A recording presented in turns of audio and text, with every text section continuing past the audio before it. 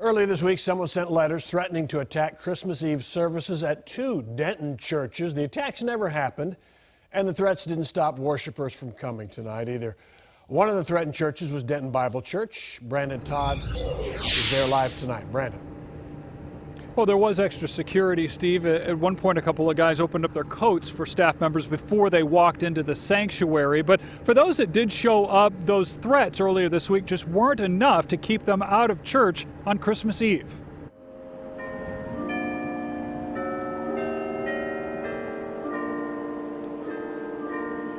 It really helps me remember the true meaning of Christmas. The line to get in Denton Bible Church for Christmas Eve services was a good indication of how resilient this church body is in the face of threats.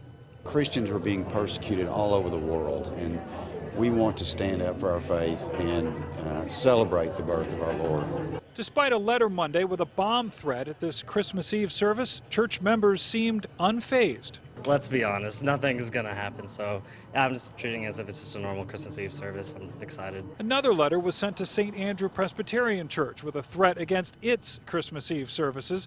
Denton police say the letters are similar. Both churches decided to hold tonight's service anyway, and the extra security from Denton police was obvious, both at St. Andrew and Denton Bible. Knowing that there's a presence there, that people are looking out for us, just to make sure that we're safe and feel at ease, just already, in itself makes you feel a lot more comfortable. Church staff at Denton Bible even searched purses at the door. Some, like Tom Haynes, had second thoughts. There were some concerns initially about whether to go or not go. I mean, I'd be lying if there weren't. But you really have to trust God eventually. But this was a Christmas Eve service, tradition for most here, and tonight, faith was stronger than fear. It was a little scary because it's the first time that something like this has happened to something that is close to home and that I go to all the time, and so I'm glad to be here. And before the service started, I was told that the expectation was that there was to be around 2,000 people here tonight, but the sanctuary seats 3,500 and it was full, plus there was some spillover into the fellowship hall, Steve, so seemingly the attendance tonight unaffected. That's great news. All right, Brandon Todd live in Denton. Thank you. Last year, a single mother of 4 was evicted from her apartment. She and her children lost everything.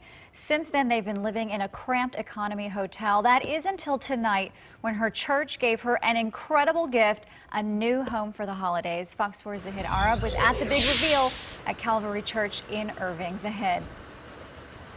Well, Natalie, people were the focus for Calvary Church this Christmas season. They gave away gifts, a car, even paid off a family's medical bills. But tonight's surprise is especially meaningful for a family that hit rock bottom, but found this congregation.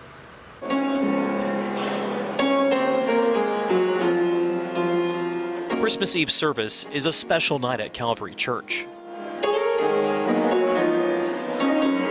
But this year, the adults are especially excited. I really am. I can't wait. Because tonight, they're about to change the life of a single mom and her daughters. Only, they don't know it yet. It has been a hard struggle. Barbara Moore works for a Dallas food company and is barely making it. They were evicted from their apartment a year ago tonight. Money is so tight, they can only afford to live in a motel.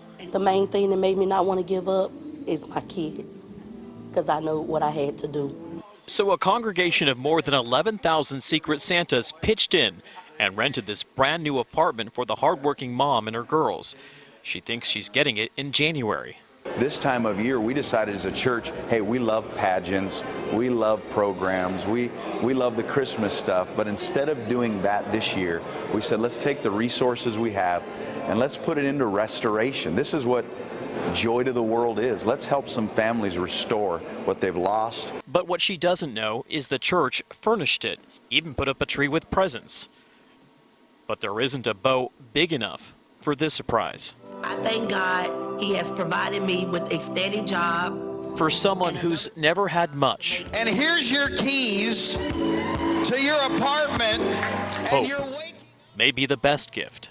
If I can give a helping hand in cleaning or cooking or taking someone around, whatever I can do, I just want to be a blessing. How Calvary my wonderful church and how God was a blessing to me and my daughters. Because Barbara and her daughters are finally home for the holidays. Truly a blessing being able to go in the kitchen and cook, because I haven't been able to in a whole year. What's going to be the first meal you make? Breakfast for my girls. It is beautiful. I love it. Now, shortly after the service, the excitement was overwhelming for Barbara Moore, who had a big smile as she saw her new apartment for the very first time. The church tells us they paid the deposit on it and the additional fees since her family was evicted before, as well as the first month's rent. A congregation member also donated a month's worth of groceries. Barbara tells me she cannot wait to make her specialty, soul food. Natalie? It is going to be a wonderful Christmas morning. Okay, fantastic story. Thank you so much, Sahid.